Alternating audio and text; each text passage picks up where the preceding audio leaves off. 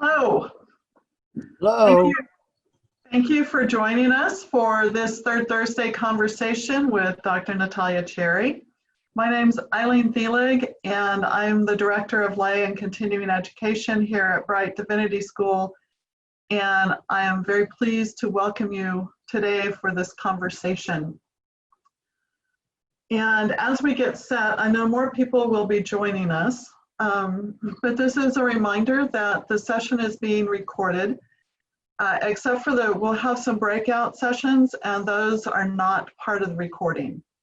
But if you have any concerns about being part of that recording, then I think you have the ability to change your name or call in, or and we'll also have, for conversations, we're going to handle that through the chat room. So if you are unfamiliar with Zoom, there will be somewhere on your screen a set of icons, and one of those will say chat.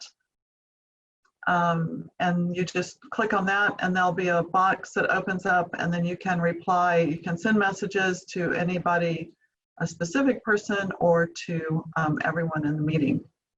And if you could do that, we'll have some conversation later on. And I think with that, I just want to introduce Holly Neal, who is working with me and will also be helping some of the technical issues in the background. If you have any trouble, go ahead and send either her or myself a message, and we'll try to respond to that. And I think with that, the introduction remarks are done. If you've ever been in a meeting before, you know the final introduction is the bathrooms are down the hall that way. We have to include that on all of our meetings, right? And with that, I'm going to go ahead and introduce or turn it over to Reverend Dr. Natalya Cherry, who is the Assistant Professor of Methodist Studies and Theology. So she's going to lead us on this very interesting conversation today. I want to say good morning, but it's just afternoon. So good midday, everyone. The preacher in me always has to start with that kind of greeting. It's wonderful to be together and to consider together this posed two-part question, really, which is namely, where is God and what is God doing during this pandemic? I promised in the description to welcome your own related questions under this subheading. So during the second half of our time together, as Eileen has already pointed out, and thank you very much, Dr. Thielig, for that, we'll be receiving questions in chat.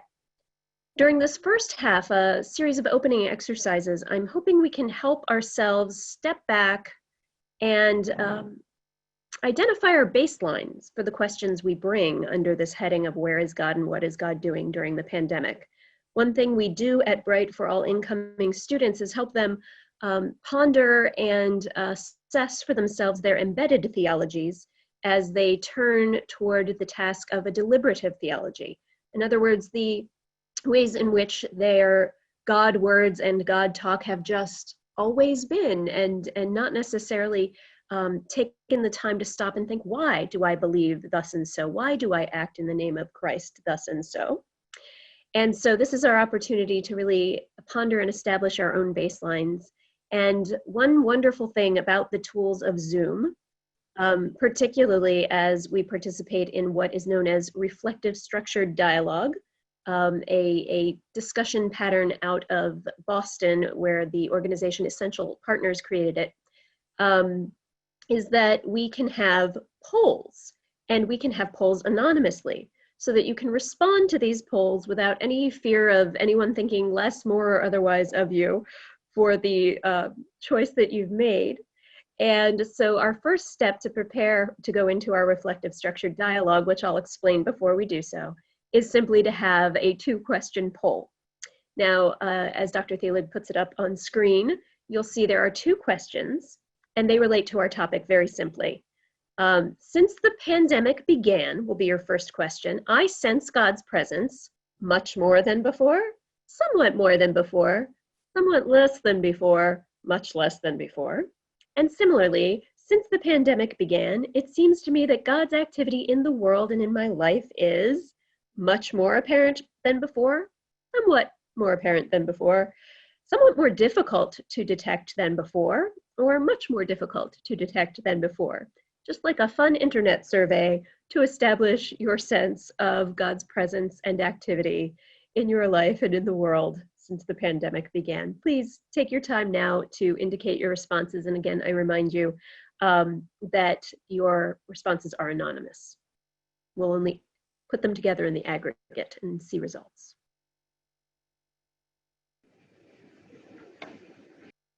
All right, why don't we end the polling and show the results?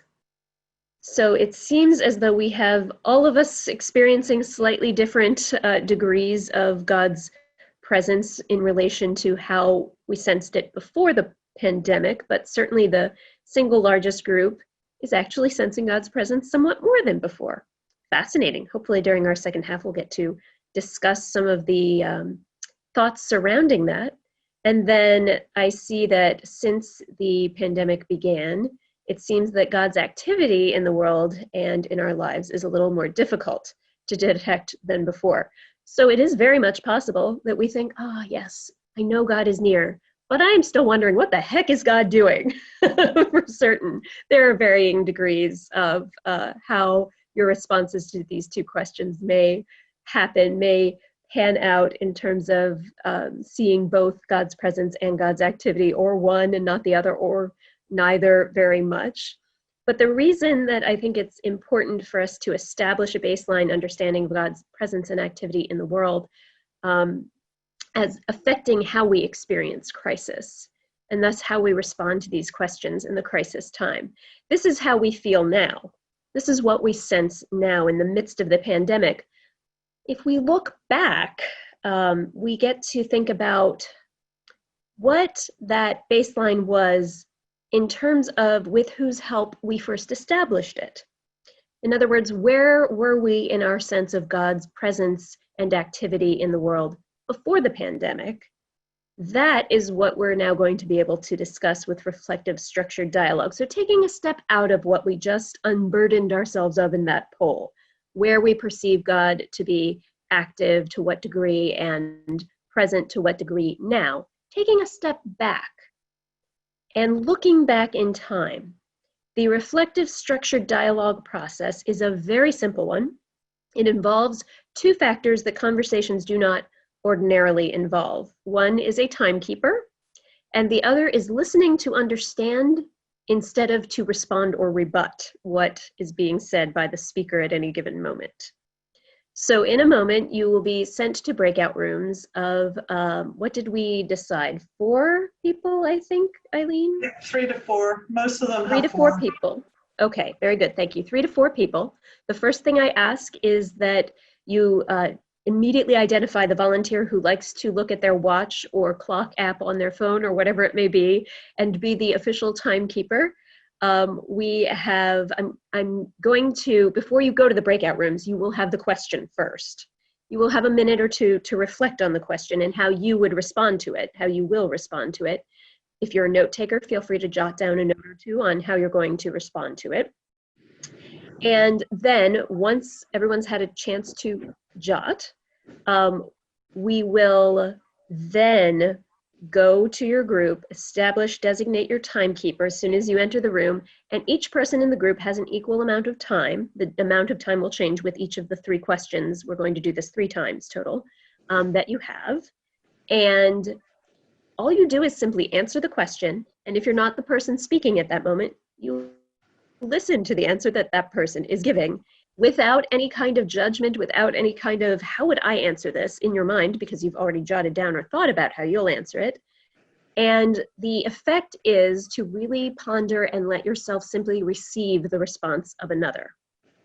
We're not going to respond to each other in this moment. I'll fold that a little bit into the final question, but the most important thing is to be listening when it's your turn to listen and sharing when it's your turn to share. You share only about yourself, not in response to or reflecting what anyone else has said. Hopefully that is fairly clear. The question is going to be dropped in chat so everyone can see it, and the chat will follow you into the breakout room so that if you get there and think, wait a minute, what was the question again? It will be there, accessible to you. If you type anything into chat while you're in a breakout room, we won't be able to see it. No one but those in the chat will be able to see it, but anything we type in the whole group together will still be visible to you while you're in the breakout room. So this first question that we are going to ask is simply, when and from whom did you first learn about God's presence and activity in the world? When and from whom did you first learn about God's presence and activity in the world? So now take a deep breath and take, we're going to say, a minute to jot down and just make a note for yourself of how you will respond to that question. Look back over your life to be able to answer that first question, and you'll be given a minute each to answer it once you get to your group. So that first question again, when and from whom did you first learn about God's presence and activity in the world? It may be you have to think all the way back to childhood. It may be that you're someone who came to a sense of faith much later in life, and this is a little bit fresher memory. You may be thinking of anyone from relatives to Sunday school teachers to a book you read, anything like that. It could be something you never thought of, even though you went to church for a while, until you encountered Saint so-and-so's writings and it made you really ponder God's presence and activity in the world. There is no right or wrong answer, but there is now time for us to go to our breakout session. Again, please designate someone as your timekeeper first, and then away you go. And since there's no more than 4 people in any group, we're giving you 5 minutes for this so that each person has a full minute to respond while the rest simply listen to understand. Thanks. You're muted, Natalya. I realize that now. Welcome back. That's all you missed me saying was welcome back, I promise. Appreciate your time in the breakout room. I am curious, just by a show of real live time hands, who struggles to simply listen? Who had to quiet the inner voice that was saying, oh yes, I have a story like that too, or, oh, I'd love to hear more about that. Yes, I'm not even going to ask who had a, nope, that's the wrong answer, that they had to quiet down. I'm sure nobody in this group would struggle with such thoughts. But it is a challenge simply to listen. I hope, though, that you were blessed in the opportunity to think back with some gratitude for those who have been formative in helping you to understand God's presence and activity in the world. So now I have a second question for us to ponder. Once again, we're going to give you about a minute, 90 seconds to jot down your ideal response to this question before we send you to the breakout rooms. In this case, the question is, what events and occurrences have caused shifts or changes in your understanding of God's presence and action in the world? Probably the pandemic is an obvious one that many might choose, but what events and occurrences, whether celebrations or crises, whether you view them positively or negatively, any are welcome for you to list and share. What events and occurrences have caused shifts or changes in your understanding of God's presence and action in the world? As we give you a minute to ponder, again, you don't have to be in thorough detail. You can literally name a simple list of events that you could plot along your life's timeline, as it were, that had some kind of impact on your understanding of God's presence and action. Whether it enriched it, grew it, helped you to see places where it was weaker than you realized, or whatever the impact might have been. You don't have to go into any great detail, just simply naming the events and occurrences, the crises, the celebrations, the challenges, the joys that have come along in your life to some way or another tweak your understanding of God's presence, of God's activity in your life, in the world. All right. Again, I encourage you to establish who the designated timekeeper is. It can continue from last time, or if there's somebody else who just loves to watch the clock, or the person who watched it last time would like not to, just resolve that amongst yourselves, please. This time, each person is going to get, what did we say, Eileen, 2 minutes? Yes. 2 minutes each. So this will be a no more than 10-minute group. You may, of course, return if your group is done before that time is up. And you never have to use your whole 2 minutes, but that'll be up to the timekeeper to sort of move on to the next person if you are done in less than 2 minutes. All right, so once again, remember the question will be available to you in chat. And now you get to name and listen to, if you're not the one naming, what events and occurrences have caused shifts or changes in our understanding of God's presence and action in the world. See you on the other side. All right, we're coming back together now.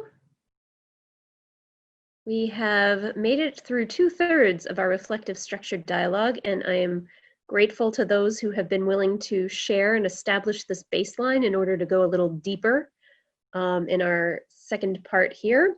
We have one final question, and it may be that you don't actually have an answer for this one, in which case feel free to use any part of your time to appreciate anything you heard from anyone else. Not everybody's back yet. Not everyone's back. Oh gosh, I should have looked at the number, you're right. Well, never mind. Those of you who made it back, the overachievers, deserved a little extra special attention. So you now know that I appreciate you, and maybe no one else will know that they're appreciated. That's what they get for taking their time coming back. I'm just kidding. So good to see so many names I don't know, as well as to enjoy thinking of those I know but miss so much because we're not together. Hi, Lynn. They're all here. Yay, okay, great, thank you. So again, welcome back. I appreciate your going through this exercise to sort of establish the baseline and roots of your understanding of God's activity and presence in the world. We have one final question that we'll consider together in our breakout groups, and then come back and reflect on all of that as we move forward with further questions and dive more into concepts of God's presence and activity in the world on the larger scale. You may not have an answer to this third and final question, in which case, as I was just saying to those who came back a little early, feel free to use this time then instead to express your appreciation for anything you heard from anyone else in the group. Anybody's welcome to note that, but I will give you this question that if you have an answer to it, you can share that first and then express your gratitude for others or what have you. This last question brings you back to the first question, which was involved, from whom did you first learn about God's presence and activity in the world? Thinking back to that whom from that first question, are you aware of events or occurrences that shaped or shifted their faith and understanding of God's presence and activity in the world? I'll give you a minute to think back. If it's somebody that you did know personally, a relative, a Sunday school teacher, a friend, think back. Are there events or occurrences, major events or ongoing circumstances that you're aware of that now looking back you think, it makes sense that they taught me what they taught me about God's presence and activity in the world, because it may be that that was shaped and impacted by this thing I know that happened. Or maybe you're aware of something that happened in the time since they first taught you, that you have seen their sort of worldview vis-a-vis God, God's presence, God's activity in the world, shift or change in any way. So think about that for about another 45 seconds and consider just naming those events, what aha moment that might produce for you. And if, as I said, it's somebody you don't know and don't know much about, something you read in passing from a Anamchara in the Celtic tradition, a spirit friend, somebody who across the centuries, like Saint Teresa of Avila, for example, said something particularly inspiring to you that shaped your understanding of God's presence and activity in the world, then perhaps if you don't know their history, you don't know, but you might have heard something shared by another member of your breakout group that you wish to appreciate or reflect on, respectfully, of course. So that is the source of our responses for this third time. We'll give you up to 2 minutes, but again, if you are able to speak more briefly or just have very little to say and your group is done ahead of that time, please feel free to rejoin us in less than the 8 minutes allotted, and we'll see you on the other side. Excellent. I encourage you at this point, if you have questions either that you brought with you to this session, prompted just by the title and description of our time together, or questions that have arisen in your time in your breakout group, to drop those in chat so that we can address them. This is really the question of God's presence and activity in the world is to some extent a matter of what is faith for us, what role does certainty play in faith, what role do beliefs have to do and believing as an action have to play in this whole question of times that are crisis on a global scale, literally the meaning of pandemic. And I think we also have, we have a number of sources throughout the Christian tradition to draw on for addressing these questions and these concerns, lenses that help us train our eyes on the situation and look for and detect God's presence, but also that call us to an awareness of God's activity in the world being a matter of our joining in the activity, become a matter of our resting in God's presence in order to be strengthened to act with God in the world.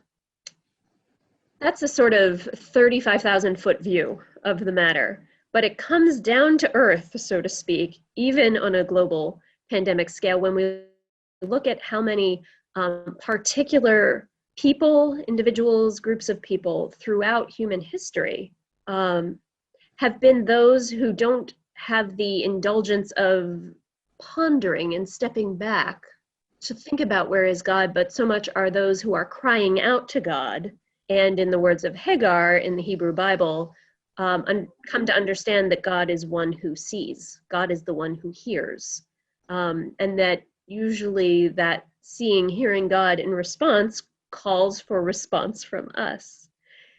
In my own work, I focus on what I argue is lost in translation, at least in Western Christianity to a great extent, the notion of a distinctive about Christian belief being believing into Christ, believing into God, that it is in St. Augustine's breakdown of this concept, one thing to credere eum, this is using the masculine pronoun because he's referring to Christ in Latin, which is to believe that he exists, believe that Jesus was a person who walked the earth, believe that God exists, etc. That's a propositional nod of assent to a specific statement about God.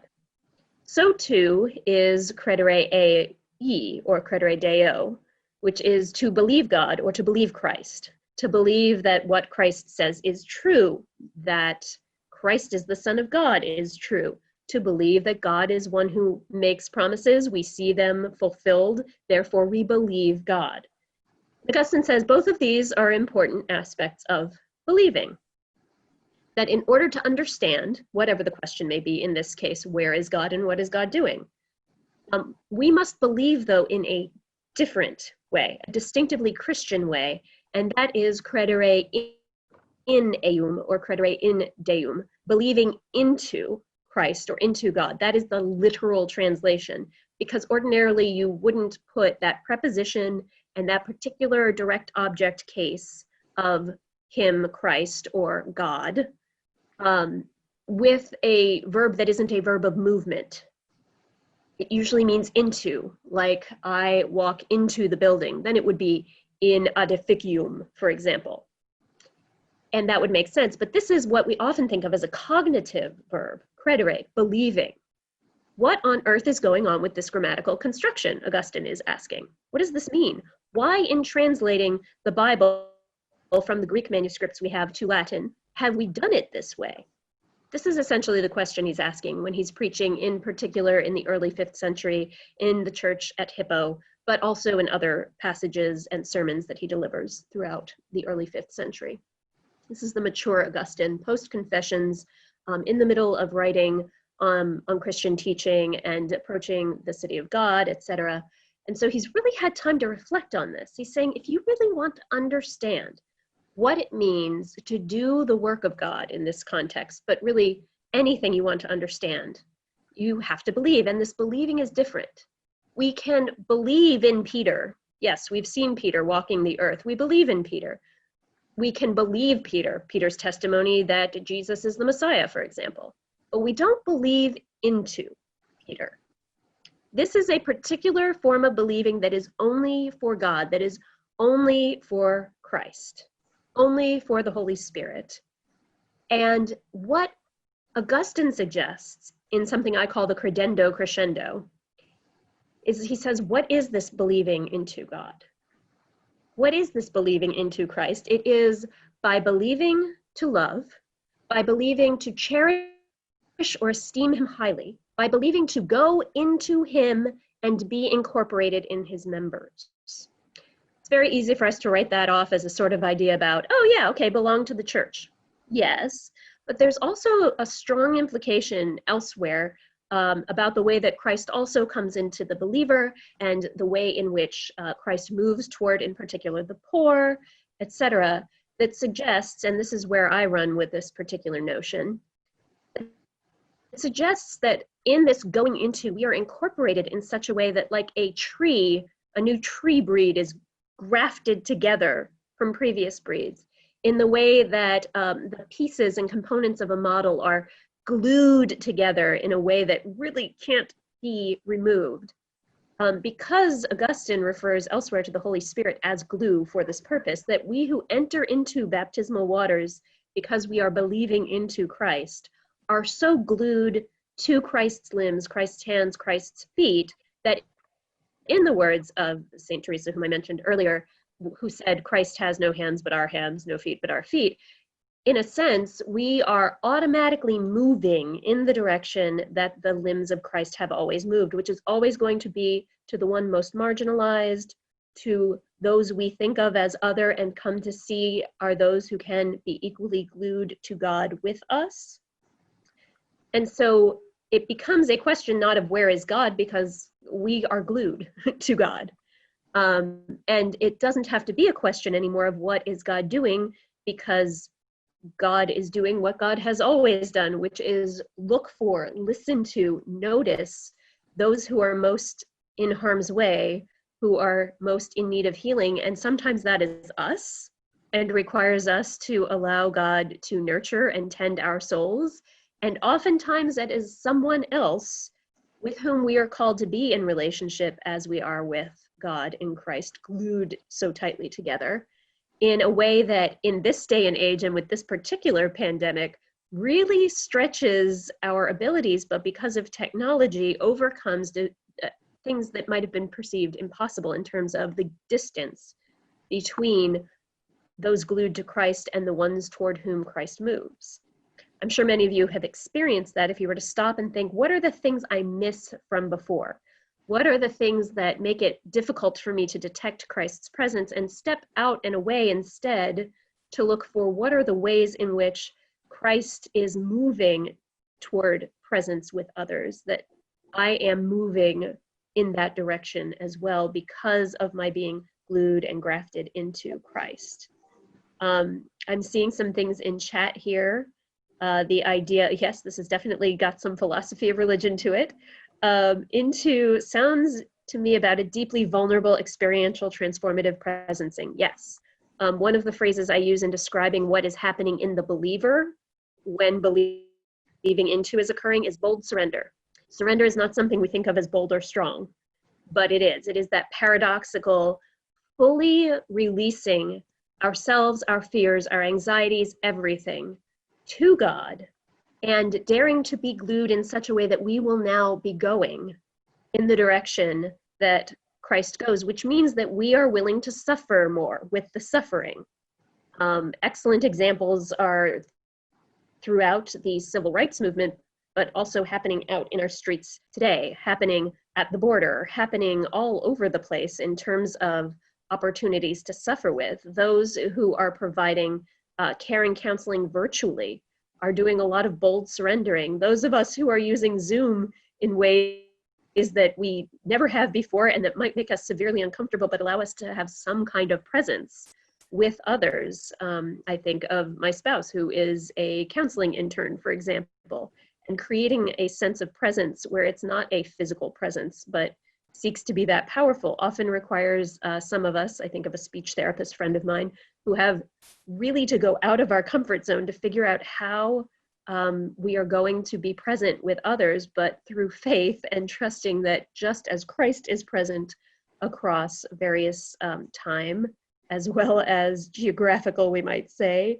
heavenly geographical constraints, so too we are enabled in every way possible. So I think of a very unofficial theologian, a Presbyterian by the name of Fred Rogers, who advised children in times of deep crisis, who are wondering where the good is and where to look for the helpers. Now, that's a highly complicated concept, particularly in our day and age when one of the crises, one of the pandemics we are facing is violence, police brutality, and the helpers, those who are to be perceived as helpers, don't feel like helpers for everyone. But those are the ways and places and times in which Christ still calls us to enter in and be in community with others in a way that we know Christ is leading us into community. Christ is present in the midst of community. We can have the kind of difficult conversations, difficult listenings that can lead us to a place of hearing a way forward together, which is, I think, a lot of what the body of Christ has always been about throughout time. I'm seeing this. He also said, if it's human, it's mentionable, and everything that is mentionable is manageable. I'm assuming the he in that sentence is Fred Rogers. It does sound familiar, and that does make sense. Yep, the bold surrender to what makes us uncomfortable is a lot of times the place where we can sense God showing up and the place where God can do the most activity in our midst. So thank you for your vulnerability to one another in the course of the reflective structured dialogues. I hope that, like me, as I pondered those questions, you were reminded of figures who have cared about passing on to you and possibly others a strong sense of God's presence. I hope that you were able to consider the ways in which that presence is, that sense of presence and activity is tested and changed in the midst of great crises, and to know that this is yet one more of those that it just so happens everybody is experiencing at once, even if not with the exact same impacts. But because everyone is impacted, that also means that there is opportunity for every one of us to see where our responsibility to others in community can be a place that we are moving with the Christ into whom we believe. So I have some resources I'm going to just drop in chat, since I believe our time is already up, for other readings. I'd love to be recommending my book to you, tentatively titled Believing into Christ, but it is currently under review by the University Press Committee for its contract as we speak. So if you're a praying person, I welcome your prayers over the next week, when I should have a decision by this time next week regarding that particular step. And then in the future, I'd be able to recommend it to you. The recommendations I have here in chat instead are The Certainty of Uncertainty by Mark Schaefer, who is the former chaplain of American University in Washington, D.C., and an adjunct lecturer at American and Wesley Theological Seminary. And that work came out, I believe, in 2017, has a very contemporary feel to it. No, he didn't know the pandemic was coming and predict it, but it is a really good read for these times. And there is a trilogy. I think originally it was designed to be a tetralogy of 4 books, but it's 3, Divine Agency and Divine Action by Billy Abraham. who looks on, I'm sorry, it's William J. Abraham for Oxford University Press's purposes, who looks on systematic theology, which is, it's in 3 volumes, which is my field, as well as a sort of university level catechesis, a way of really uniting all of the resources we have on God's action in the world throughout Christian history as available to anybody and everybody in the church, not just in the academy, to draw on and understand and formulate and articulate our own faith and our own sense of God's presence and activity in the world. One of the things I appreciate that Billy does with that work is the way in which the concept of action and God's action is opened beyond the sort of already defined parameters of what we might think of as acceptable to think of God's activity. So those are just 2 resources of many, many, many. I would also, there's one more that I drew from that I want to share that is not as recent as those 2. It is more of a classic, which is Sisters in the Wilderness, the foundational text by Dolores Williams of the whole womanist systematics. It's a foundation for some of her later work in Christology, but that points to the sort of ministerial vision of Christ and the presence and activity of Christ in Christ's life as equally, if not more important, to the saving works, the economy of salvation, as even the crucifixion. And it really helps us, again, to focus on presence and activity and the ways in which a sort of, I would call, bold surrender enables us to be those who embody God's presence in the world today. So I hope that those resources prove helpful if you haven't encountered them already.